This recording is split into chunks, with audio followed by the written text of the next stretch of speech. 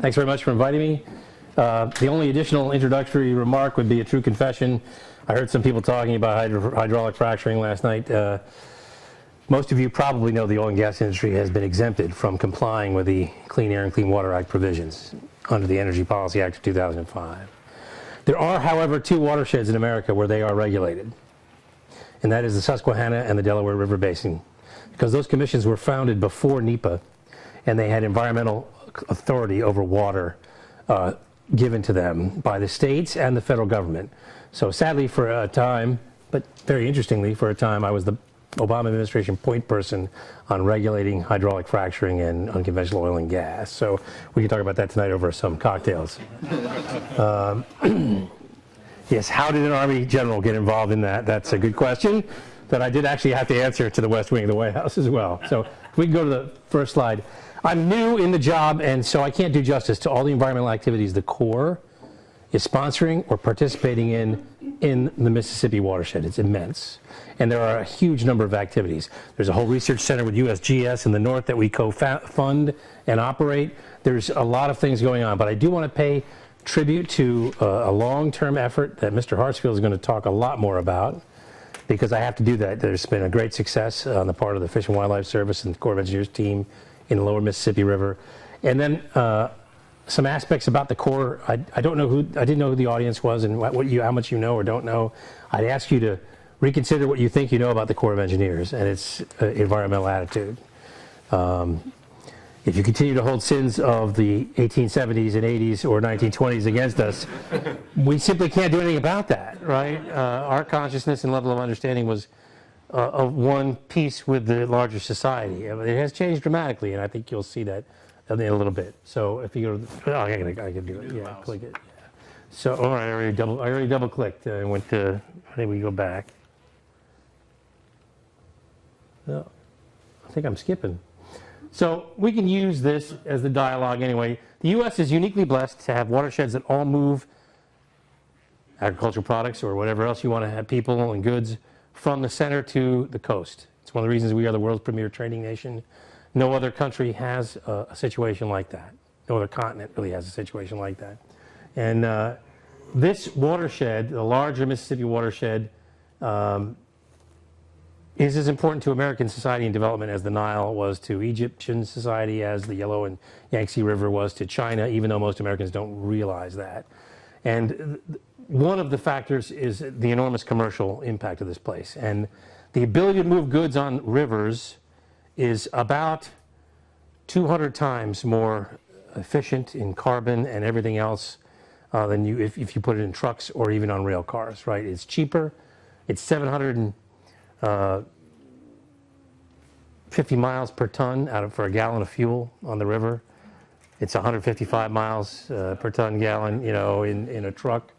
It's a huge impact to the congestion and everything else on the roads. And what's happening is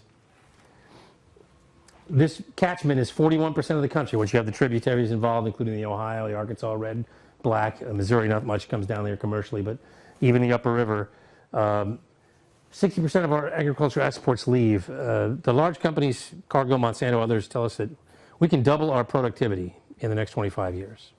Double the amount of food in the same amount of land that's being produced. That's really important because there's going to be 2 billion more people in the world by 2035.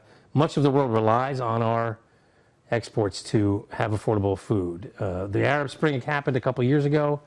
The reason for that was not simply a problem with being oppressed and lacking certain freedoms in the society. Those problems had existed for hundreds of years. There was nothing new about them. What was new was that spring the price of food went up 7 times because of the drought here in America. And once you don't have enough to eat, then you are ready to risk everything, right, to change the system that you're living under. And it's one of the causes for that. So our ability to move food product out of this country economically is essential to global stability in a way that I think most Americans don't perceive. We're seeing a huge amount of growth now in hydrocarbon movement on the river because of the Bakken unconventional oil. The rail system does not exist to bring that south to New Orleans and out to the refining capacity that's along the Gulf Coast.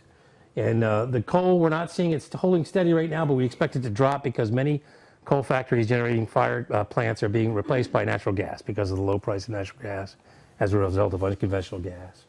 Our system has laid many golden eggs for the country, but it is not being fed properly to continue to lay golden eggs into the future.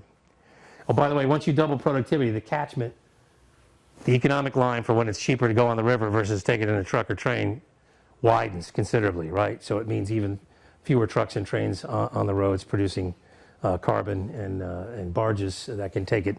Obviously, the pushers, the ferries produce carbon, but the barges do not. So the industry right now is investing a huge amount of money actually in bulk oil and fuel containers to move on the river. Next slide. Oh, I'm sorry. I'm used to having somebody do it.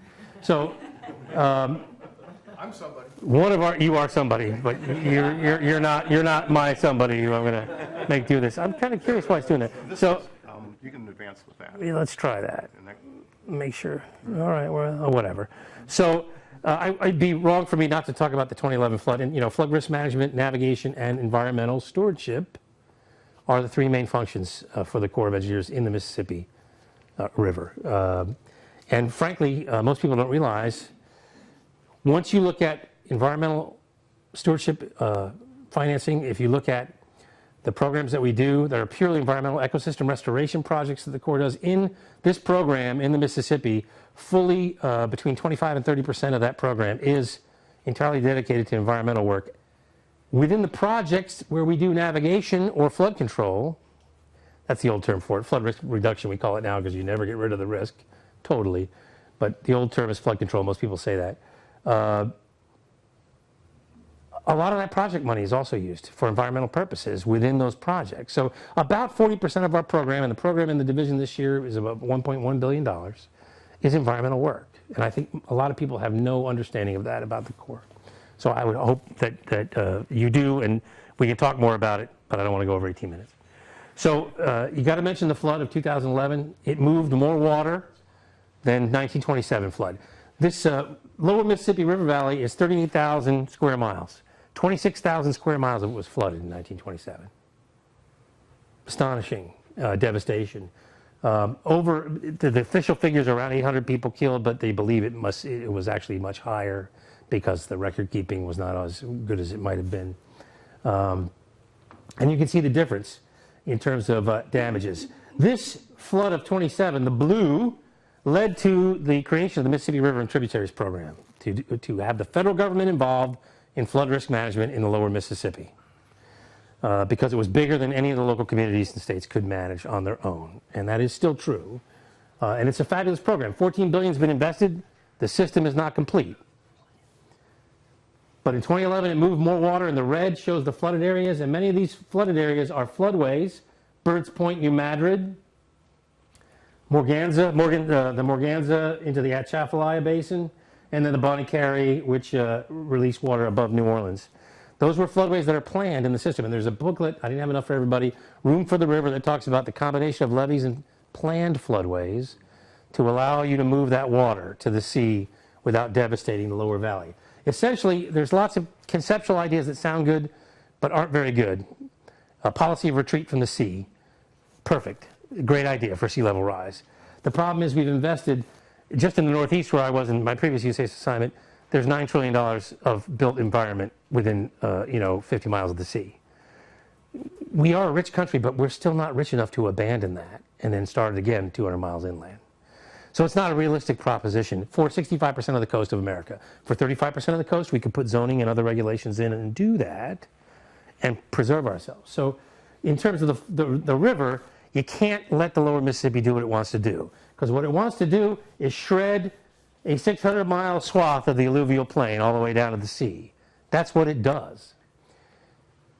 We won't have commerce, and we certainly won't have Memphis or New Orleans, Caruthersville, Helena.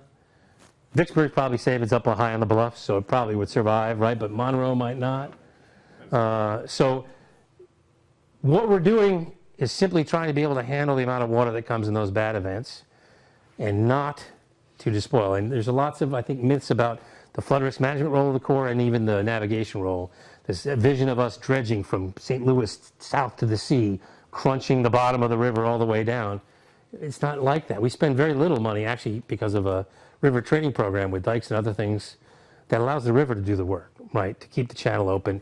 We nip it, tuck it where we need to where something's building up and shoaling, and we need to get the river to do to clear it out, and we do just enough because you can quote the commander. The Corps of Engineers is generally trying to be cheap and lazy. Okay, so I'm sure that'll go on. That'll be the bullet. We're cheap and lazy, but we are. We want to be inexpensive to the country to do what we need to do, and we don't want it to generate work for work's sake. We have lots of stuff that we have to address, and a portfolio, in our portfolio, which includes hydropower, water supply, flood risk reduction, navigation, environmental and ecosystem restoration, environmental management. I'm forgetting something, but we can talk about it later. So Unexploded ordnance. we do unexploded ordnance disposal. We do a lot of things. We do remediation. Many Superfund sites are actually cleaned up by the Corps when the responsible parties are too complicated to be found. The Corps does those cleanups. I was doing 7 or 8 Superfund site cleanups when I was at North Atlantic Division, right, for the EPA. So the river is variability. We talked about the flood incidents is dramatic.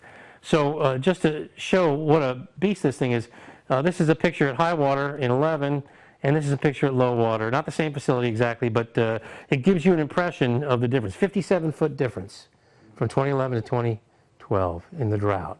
And of course, we were in the business of dynamiting rock pinnacles that were interfering with navigation of the channel, because we must maintain 9 feet all the way down to Baton Rouge, and then it's deep draft, right? It's 45 feet depth.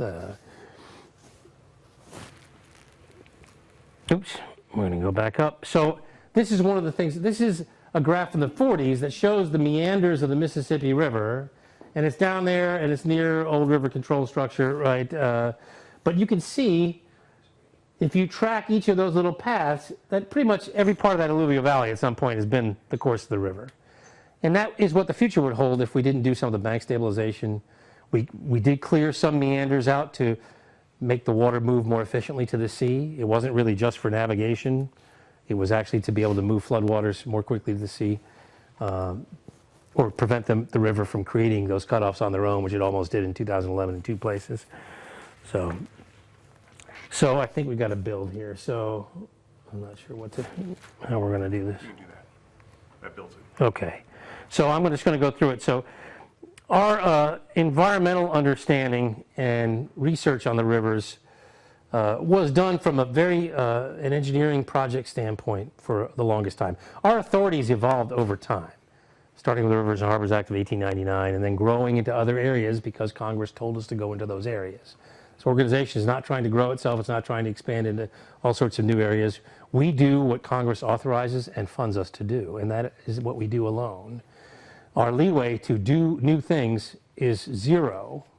We do have the leeway to manage within our budget on things that are already authorized, but to get something additional from the Corps to do something new or different often requires legislative changes. There's even an incident like that here at Tara, where we're trying to do an environmental easement for mitigation for repair work on a levee.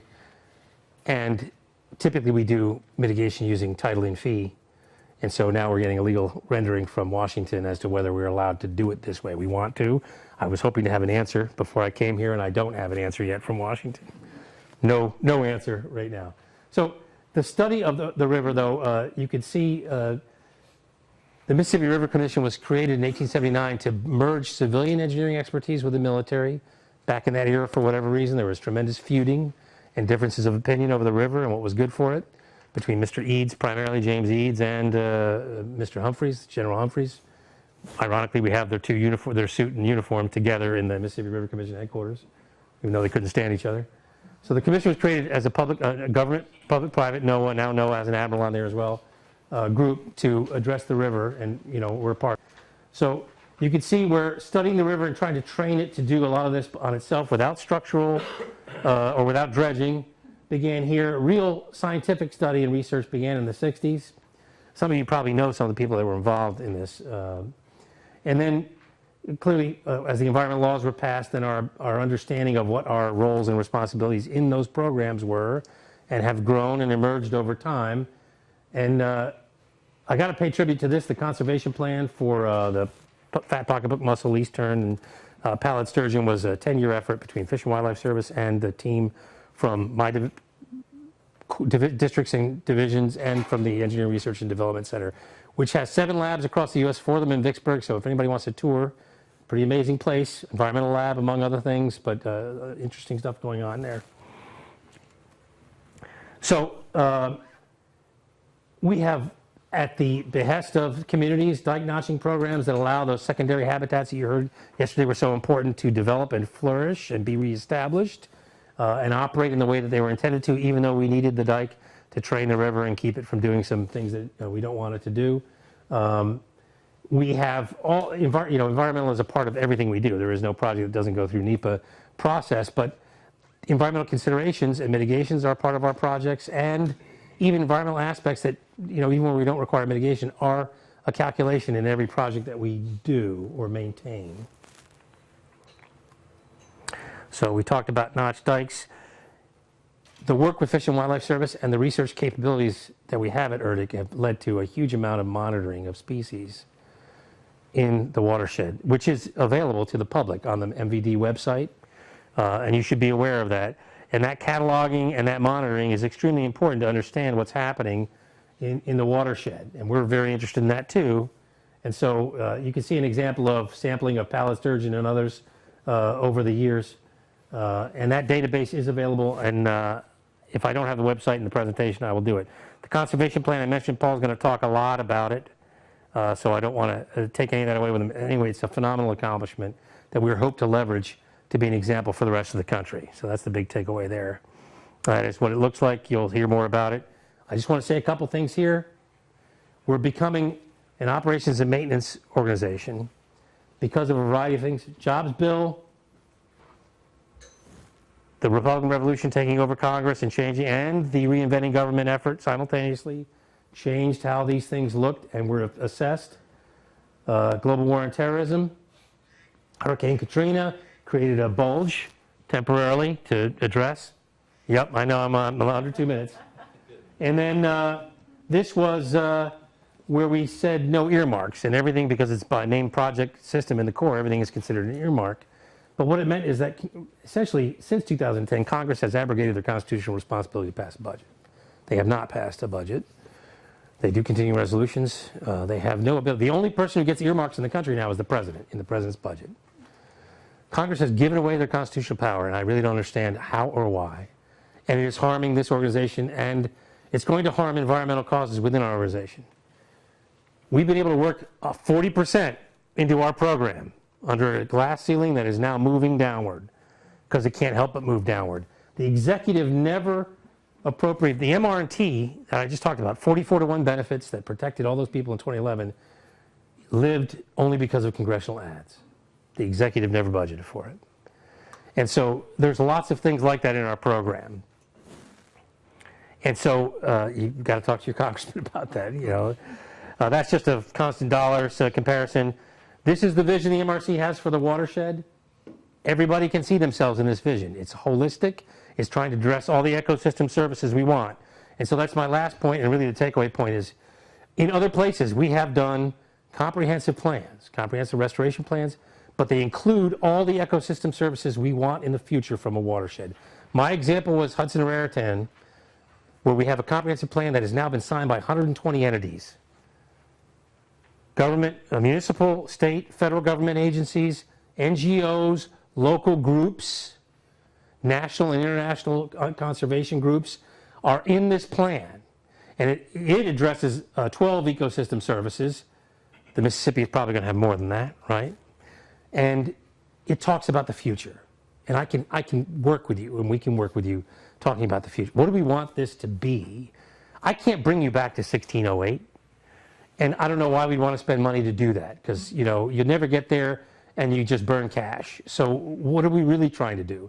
What do we want this thing to do and be able to get from it, which includes recreation, it includes environmental, it includes navigation, it includes hydropower where that makes sense. We have 5 stations in the Mississippi that do hydropower. We're probably going to generate more low-head hydropower over the coming years because that's become economically efficient.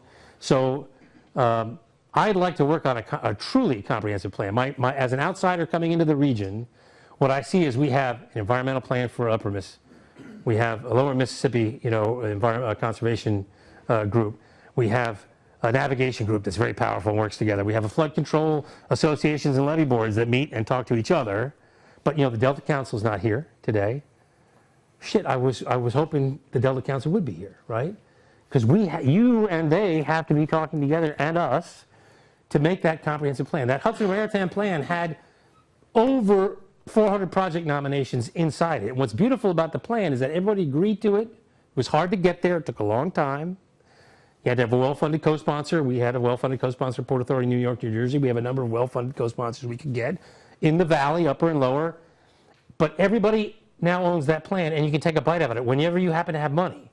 So at the year I was leaving, 2011, there was one group that didn't typically do oyster bed restoration, but they said, we have money this year. We'll do this. We'll take the one right off this part of the lower harbor, and we'll do that restoration this year, because some other groups that were supposed to, that normally did not have money that year. So it allows you to really take continuous action, working complementary and together, right? Some of it's joint funded, some of it's joint acted on, some of it isn't. Some of it's agreed plan.